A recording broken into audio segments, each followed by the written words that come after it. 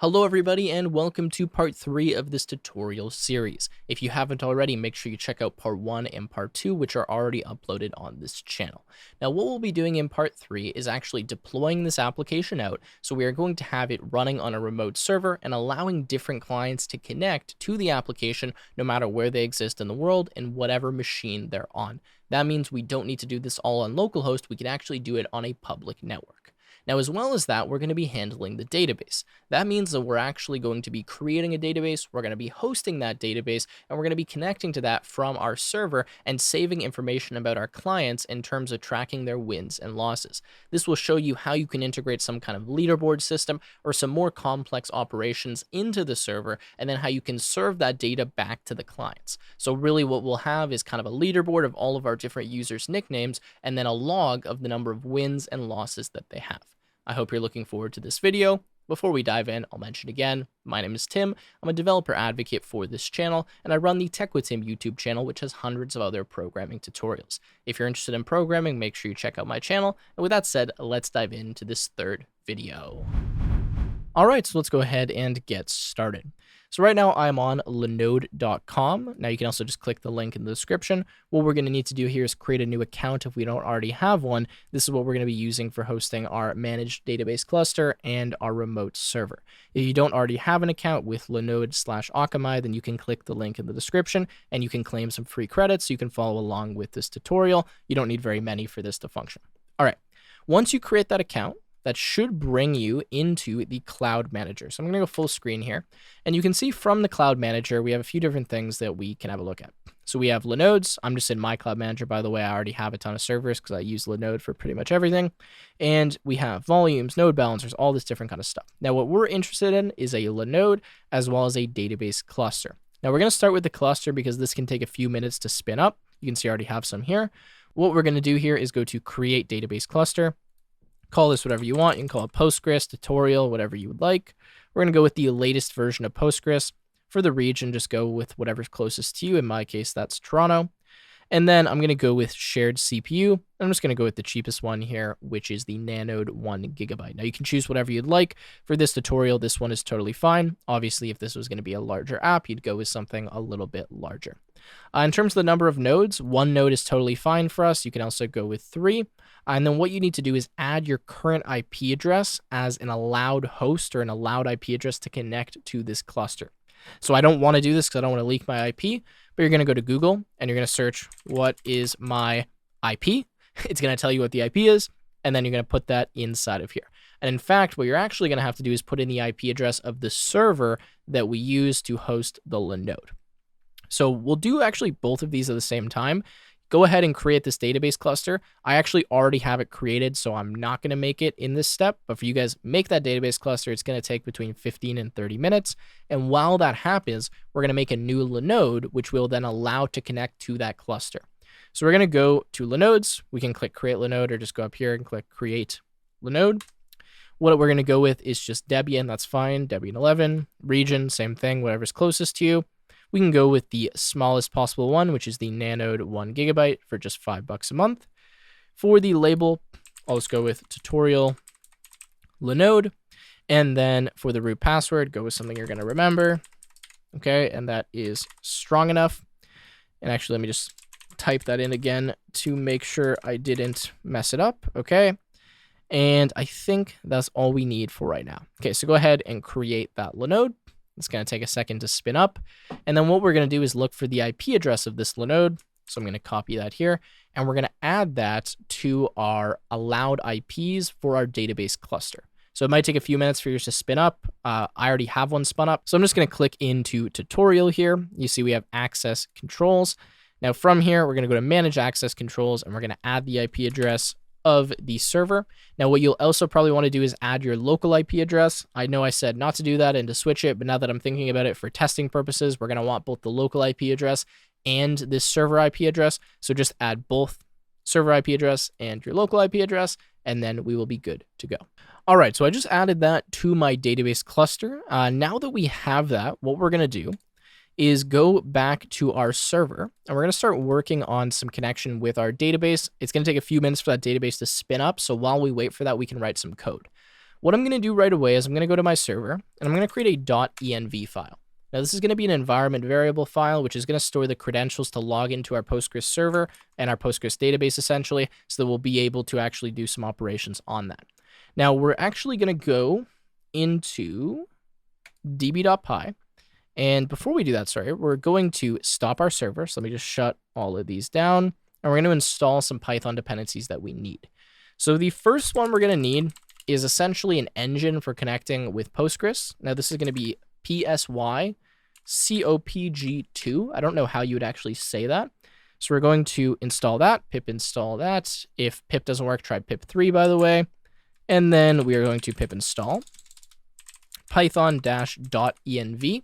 This is just a module that's going to let us quickly load an environment variable file.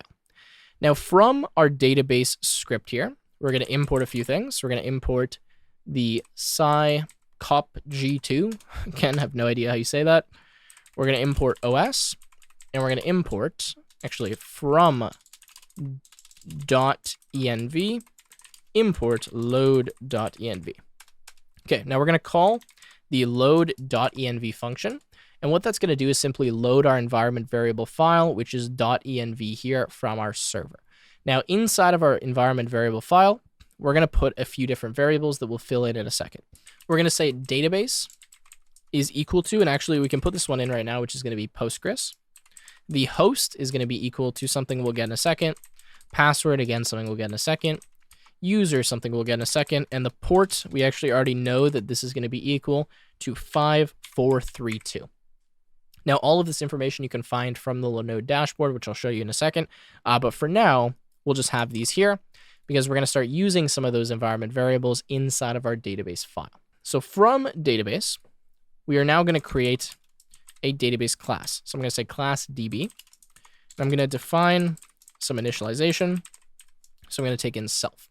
Now, what I'm going to do immediately is I'm going to connect to my remote database cluster using this module. So I'm going to say scopg2.connect, and I'm going to start using some different environment variables. So I'm going to say database is equal to os.getEnv, which gets an environment variable, and we're going to get the database.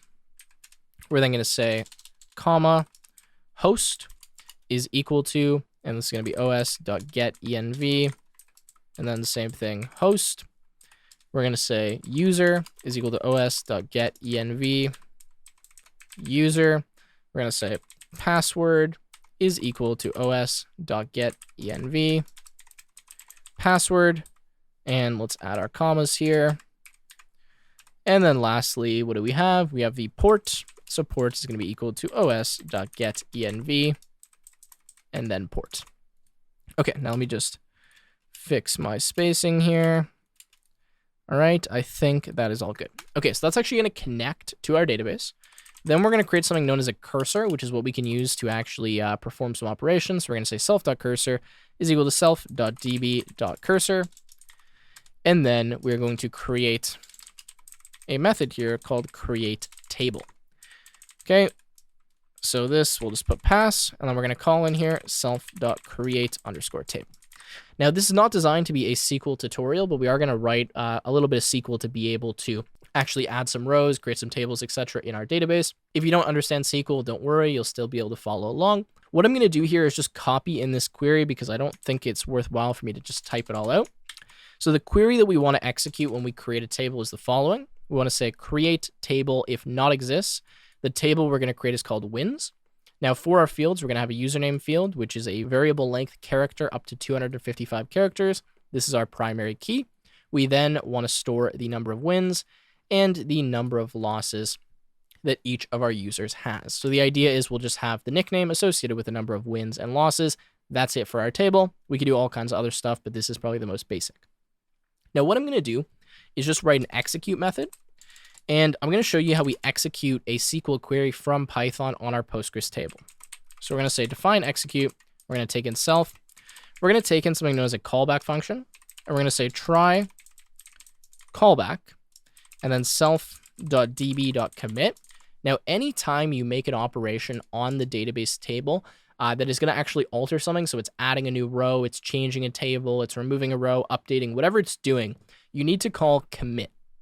So the point of me writing this function is that we're just going to pass in a function that will actually execute the query for us. We're then going to put the commit here so we never forget to do that, and we're going to handle any errors that might occur. So we're going to say accept, and we're going to accept, what do we want to accept here? Exception like this, comma, and this is going to be the database error as error, and we're just going to print f string error and then error like that, just so we can see what that error is. So I just wanted to have some basic error handling, which is what I'm doing here. Then what I'm going to do is I'm going to say here, callback is equal to lambda, and this is going to be self.cursor.execute query. I'm going to say self.execute, and I'm going to pass my callback. Now, this might seem overly complicated, but what I'm essentially doing is making a one-line anonymous function. So I'm pretty much wrapping this function in a function call, which means to actually execute this, I need to call callback like that. So if I actually want this to happen, I need to call callback, which is what I'm doing. Then I'm going to say self.execute callback. In here, it calls this function, right? So it actually executes that for me. Then it commits this automatically and handles any errors that might occur. Okay, so that's the reason why I wrote this execute function. So now what will happen is as soon as I initialize this database instance, it's going to create a new table if this table doesn't already exist, and then execute the query for me. And there you go. That's all we're doing so far. Okay, so now what I'm going to do is just copy in two methods here. Again, remember all this code will be available from GitHub, so don't stress if this is kind of going a bit fast. But what these methods are going to do is simply increase the number of wins or increase the number of losses for a given username. So if we look at this first function here, it is a little bit confusing, but what this query is doing is updating the number of wins to be equal to 1 if the username doesn't already exist in the table, or to be the current number of wins plus 1 if the username does exist. There's other ways to write this. I just got this from ChatGPT. I'm not going to explain it much further than that, hence why I just kind of copied it in, and you guys can just copy it as you see it here or directly from the GitHub. Now for increased losses, it's literally the exact same thing, except we're just doing losses, so losses plus 1, rather than wins. And notice that the way we're doing this is by injecting the different variables by using this kind of %s syntax. This is better than directly embedding the variable inside of here, because if you have that, you're going to be vulnerable to something known as SQL injection attacks, which I'm not really going to get into here, which actually means I can remove the f strings because I don't need those. So I think that's it for increasing the wins and increasing the losses. Lastly, I am just going to copy in one more function here, which is going to get the user's stats. So what this does is query, it says select wins, losses from wins where the username is equal to %s. It executes that query. It fetches 1 because we're just going to have one row returned to us.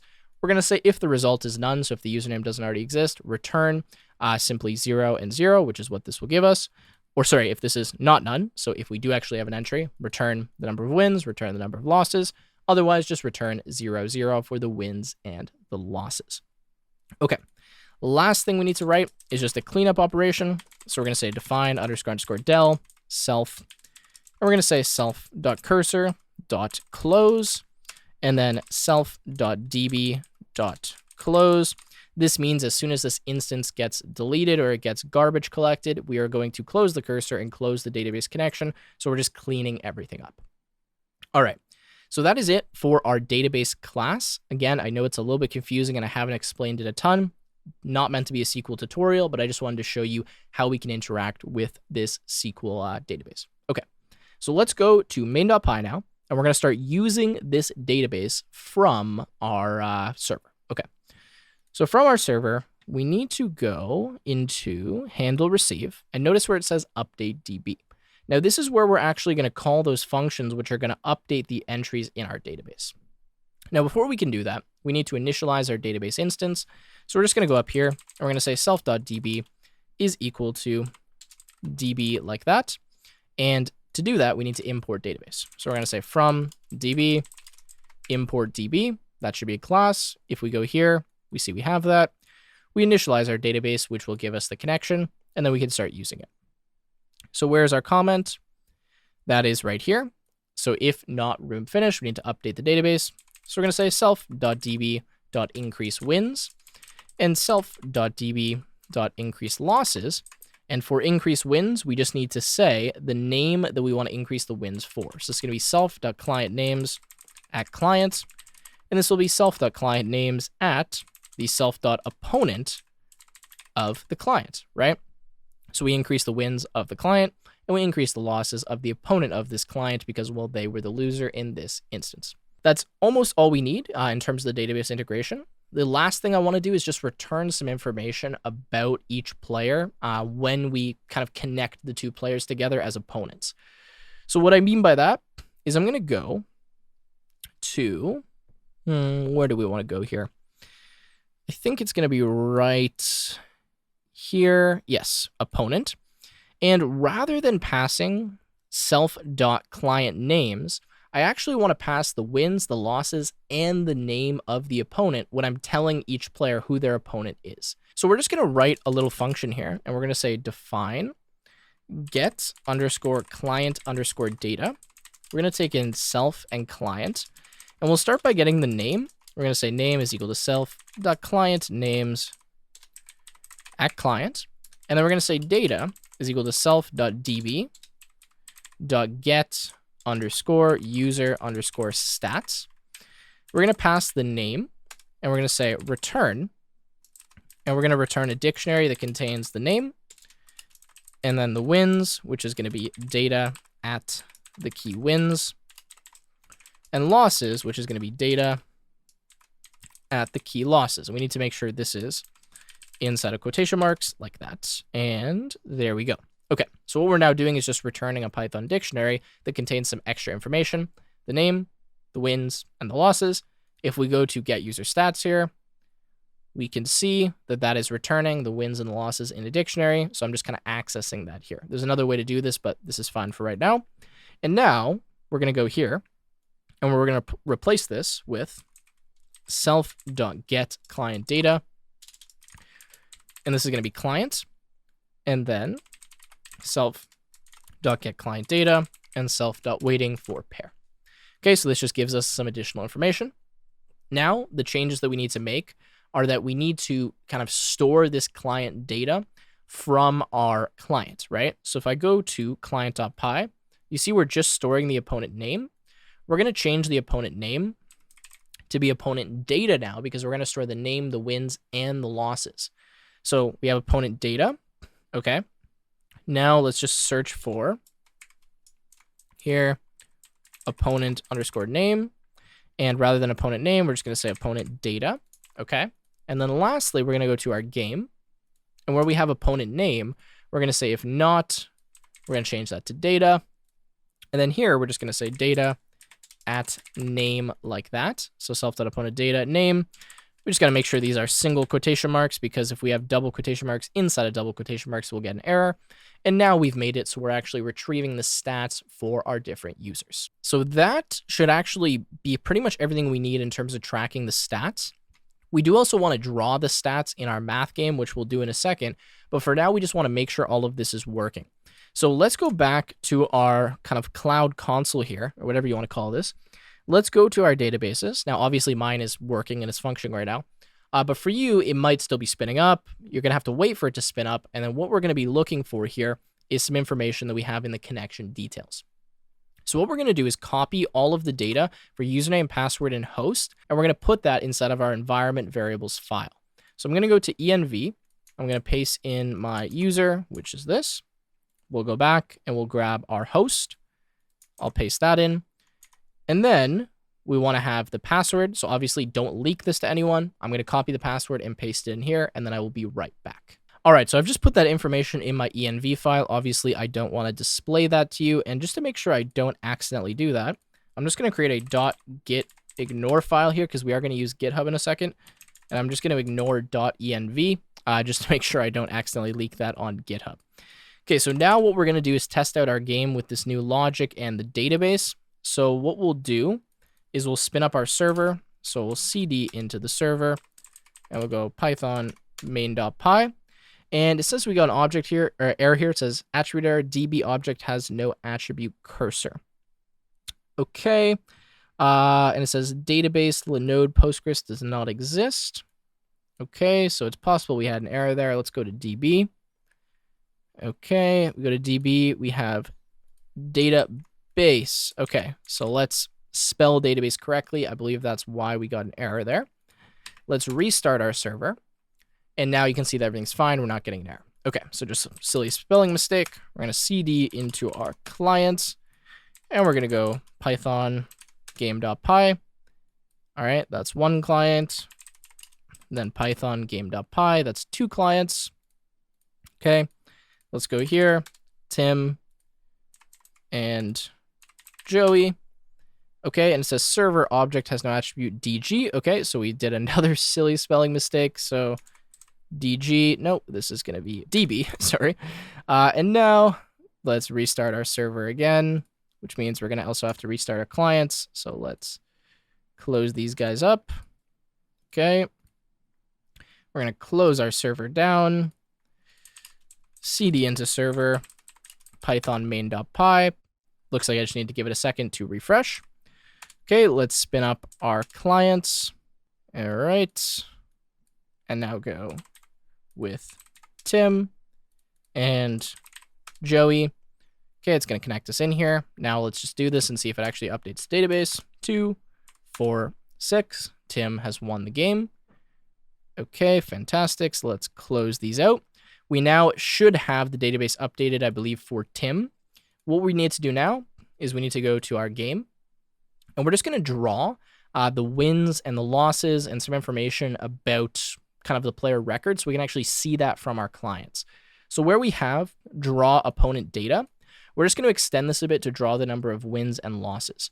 So I'm going to kind of copy this here, and I'm going to paste this twice and just change some variables. So rather than name, we're going to go wins surface. Wins surface, we're going to kind of increment these by 50 each time. So that'll be 150. That'll be 200. This will be the loss surface like that. And now we're going to say wins here, losses here. And we're going to swap these with wins and losses.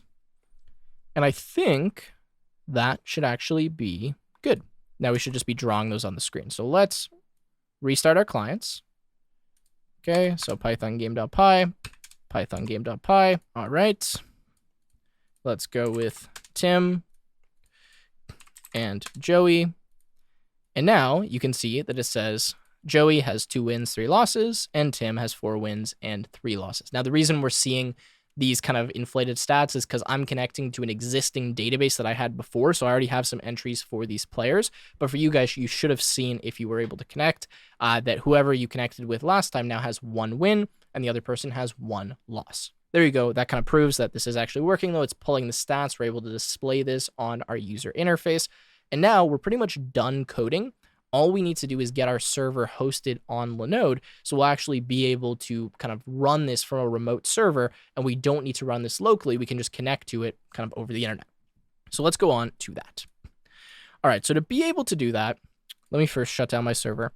We're going to host our code on GitHub, because that's the way we're going to get the code from our kind of local machine here to the remote server. We're also going to need to SSH into that server, so give me a second, and I'm going to run you through all those steps.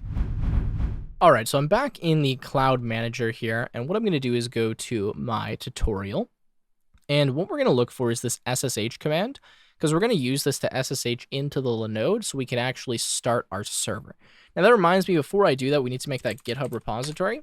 So we're going to go to GitHub here. I'm going to make a new repository. I'm going to call this, what should we go with here?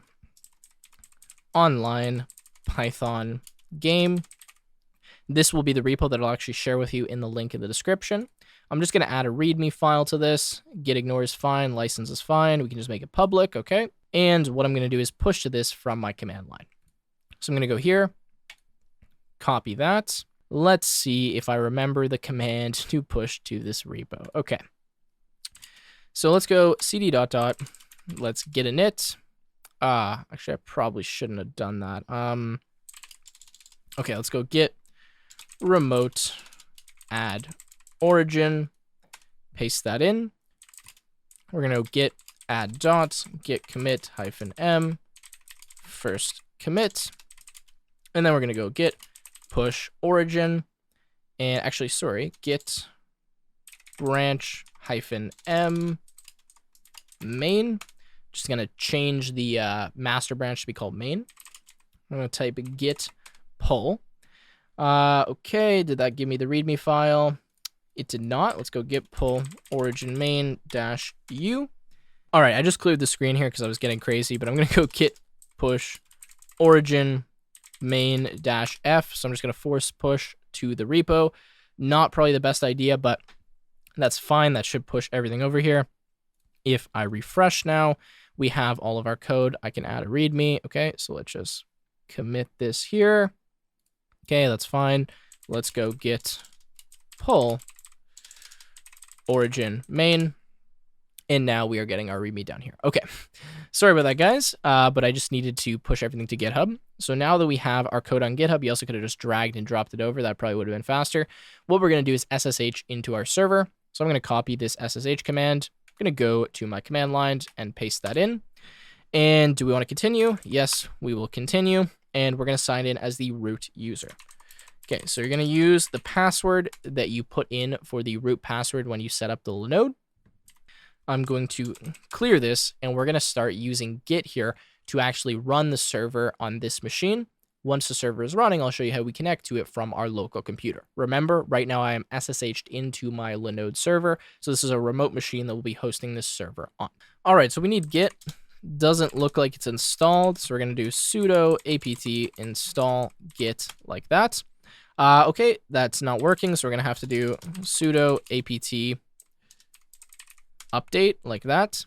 So let's update this so we're able to get Git. Okay, looks like now we can just run sudo apt install git and we should be able to get it. Okay, perfect. We are now getting it. Let's go with Y for yes to install.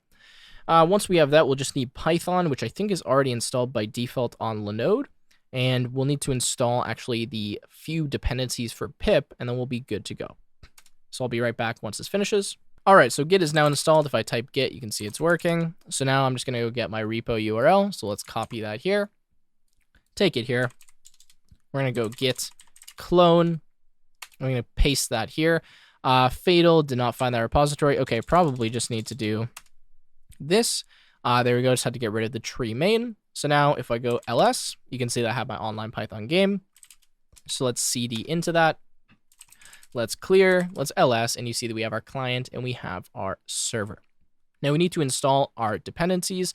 So let's remember what those are. First of all, let's just type Python 3. We have 3.9.2 by default, so that's perfect. Okay, we're gonna go here to main. And what do we need? Actually, it's from database. We need this and we need .env. Okay, so we're gonna say pip install, and it's probably gonna be pip3.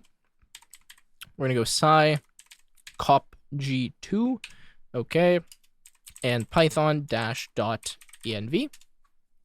Pip3 not found. Okay, so it's probably just pip then. Pip not found. Okay, let's try python -m. Actually, let's do it like this. Python -m pip install, none found. Okay, Python 3 -m pip install, no module named pip. Okay, looks like we need to install pip. Give me 1 second and I'll show you how we do that. All right, so the command we're going to type here is sudo apt install python 3-pip. Okay, so that's going to install pip for us. Do we want to continue? Yes, we do. Once pip is installed, then we'll be able to use that to actually install the different modules that we need. I guess that was kind of an oversight. I thought it would come by default, but looks like we need to install it. Okay, so once that's done, I'll be right back and we will install those modules. All right, so that is now finished. We have pip installed. So if I go back to this, it should install those modules for us. So let's give that a second. And what is the issue here? Okay, something's going wrong. So let me close out of that and see what's happening. All right, so I just did a bit of debugging here because I was getting some issues installing that module, but I'll show you the commands that you had to run to actually get this to work. So I just ran this command, sudo apt install python 3 dev, and then libpq-dev. Apparently this installs some kind of headers or something that you need on Linux to be able to install the module I was attempting to install. So apologies about that, but we're gonna need to run this command, which I just did. and then you can run pip3 install and then this module. And I also just installed at the same time python-.env, okay? So again, recap, you're gonna run this command here to install the dependencies, then you can install .env and you can install the other library like we did before. Okay, let's clear that. Now we should have everything installed. We can kind of test running the server. Now, right now it's not gonna work properly, but if we go to cd server, actually, let's make it work properly. We're just gonna nano main.py here, and you'll see that we have the host equal to 127.0.0.1. Now that means it's gonna run on localhost. We don't wanna run this on localhost. We actually wanna run this on the public IP address of our server so that we're able to connect to it. So in order to do that, we can simply go to server here, and for the host, we can say host is equal to, and we can pass 0.0.0.0. Now, when you do that, that's actually just going to run on whatever the public IP address of this server is. So if I save this with Control S and then hit Control X, now when I run my server, we should be running on the public IP address. So let's try this with Python 3 main.py. We got an issue here. It says DB object has no attribute cursor, and it says could not connect to the server, no such file or directory. Okay, what's the issue here? Aha, so the reason we're getting this issue here is I remembered I didn't actually put my environment variable file in the GitHub repo. So what we need to do is actually create that environment variable file here again in the server with the same credentials so that we're able to connect. So I didn't put it in my, GitHub repo because I didn't want to commit the credentials and have you guys be able to steal it. For you, you may actually have done this and it's just working perfectly fine because you already had the env variable file here. What I'm going to do now, though, is create the env file, so then we'll actually be able to have all those credentials loaded, and then we can connect to our database, and everything should fix itself and be working fine. So actually, I'm just going to say nano.env, and then I'm going to start writing the exact same variables that I had. Let's go ahead and do that. All right, so I just created the env file, and I'm going to run this again. And it looks like we're getting another issue. Now, I think the reason we're getting this issue here is because we might be using an environment variable that is duplicated on Linux. And in fact, it looks like that's what the issue is. So what I actually need to do, and unfortunately I can't really show this to you, is I have to change the environment variable from user to be something like user1, or I don't know, account, or something that's not user. Because if it's user, that's the same as what is a built-in environment variable in this OS, which means it's using root instead of the actual user that we want to be using. So let me go ahead and change that, and I'll be right back. Okay, so I just went inside my env variable file, and I changed user to be user1. Again, I can't show that to you because I don't want you to see what the username and password is. But now we'll just nano into main.py, and we'll go to actually, we're going to get out of that. We're going to nano into db.py. And we're going to change where it says user here to just be user1, just to match whatever the key is that you changed in the environment variable file.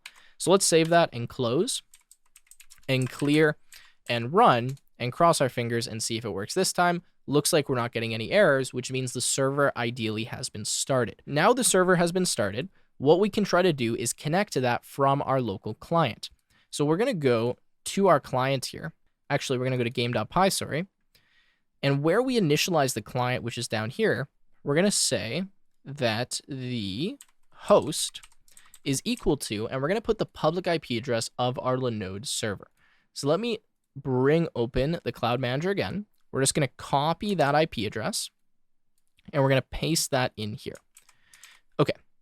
So now that we have that as the host, let me just make sure, by the way, that that's what it's accepting. Okay, it is accepting that, We should be connecting to that when we start our client. So let's cd client and go Python and game.py, and you can see that we actually do connect to this remote server, right? So it's showing me the IP address, which I'm going to have to blur out because that's my public IP address.